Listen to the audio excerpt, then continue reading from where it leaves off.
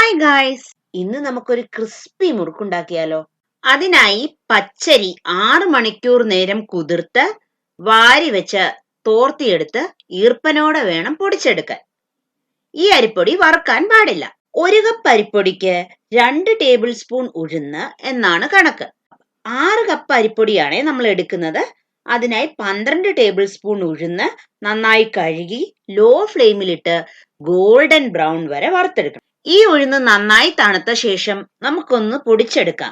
ഇനി അരിപ്പൊടിയിലേക്ക് 2 table spoon butter ഇട്ട് നന്നായി ഇളക്കി കൊടുക്കാം. ഉഴുന്നുപൊടിയും അരിപ്പൊടിയും ആദ്യമേ തന്നെ ഇളക്കരുത്.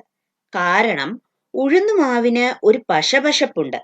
ബട്ടർ ഇടുമ്പോൾ അത് അരിപ്പൊടിയിൽ ഈവനായി സ്പ്രെഡ് ആവില്ല.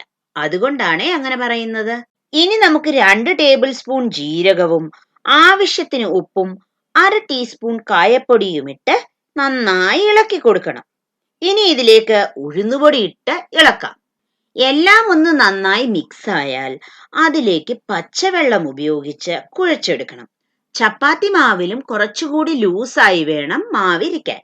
വെള്ളത്തിന്റെ കണക്ക് ഇത്ര എന്ന് പറയാൻ പറ്റില്ല.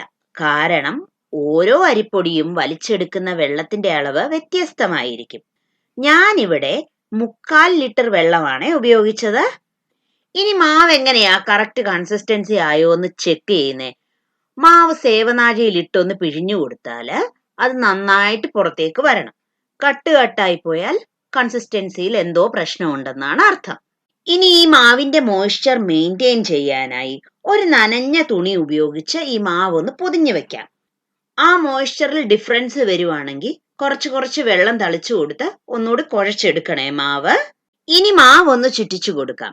അതിനായി സേവനാഴിയിൽ മാവ് നിറച്ച് ഇതുപോലെ ഈർപ്പമുള്ള തുണിയിൽ വേണം മാവ് ചുറ്റിയിടാൻ. കണ്ടില്ലേ? ചുറ്റിയിട്ടിരിക്കുന്ന ഈ മാവ് ഉടൻ തന്നെ വറുത്തെടുക്കണം, അല്ലെങ്കിൽ പൊട്ടിപ്പോകും. ആവശ്യമായ എണ്ണയൊന്ന് ചൂടാക്കി വറുത്തു കോരാൻ നമ്മൾ ഉപയോഗിക്കുന്ന കണ്ണോപ്പയില്ലേ, ചൂടെണ്ണയിലൊന്ന് മുക്കിയെടുത്ത് മുറുക്കിന്റെ മണ്ടയിൽ ഇതുപോലെ തവിയൊന്ന് പിടിച്ച് തുണിയൊന്ന് ലിഫ്റ്റ് ചെയ്ത് കൊടുക്കുമ്പം മുറുക്ക് നമ്മളുടെ തവിയിൽ കിട്ടും. കണ്ടില്ലേ? ഇനി ടപ്പടപ്പേന്ന് എണ്ണയിൽ ഇട്ടോണേ. വെയിറ്റ് ചെയ്യരുത്. വെയിറ്റ് ചെയ്താൽ മാവ് തവിയിൽ ഒട്ടിപ്പിടിക്കും. ഇനി ഒട്ടിപ്പിടിച്ചാൽ എന്താ ചെയ്യണ്ടേ? പിച്ചാത്തി ഉപയോഗിച്ച് ഒറ്റത്തട്ട് മുറുക്ക് എണ്ണയിൽ കിടക്കും. ഇടയ്ക്കിടയ്ക്ക് തവി എണ്ണയിലൊന്ന് മുക്കണേ. മുറുക്ക് മൂത്ത ശേഷം കോരിയെടുക്കാം. ഇനി ഈ മുറുക്ക് ചുറ്റിക്കാനും ഈർപ്പമുള്ള തുണിയിൽ നിന്ന് എടുക്കാനും ഒക്കെ ബുദ്ധിമുട്ടാണെങ്കിൽ ഡയറക്റ്റ് എണ്ണയിൽ തന്നെ ഇട്ടോളൂ. കുഴപ്പമൊന്നുമില്ല, നമുക്ക് ഷേപ്പ് ഒന്നും കിട്ടത്തില്ലെന്നുള്ളതേ ഉള്ളൂ. എന്നാലും രുചി അത് തന്നെ ആയിരിക്കുമല്ലോ, അല്ലേ? പുതിയൊരു വീഡിയോയുമായി വീണ്ടും സന്ധിക്കും വരെ ബായ്.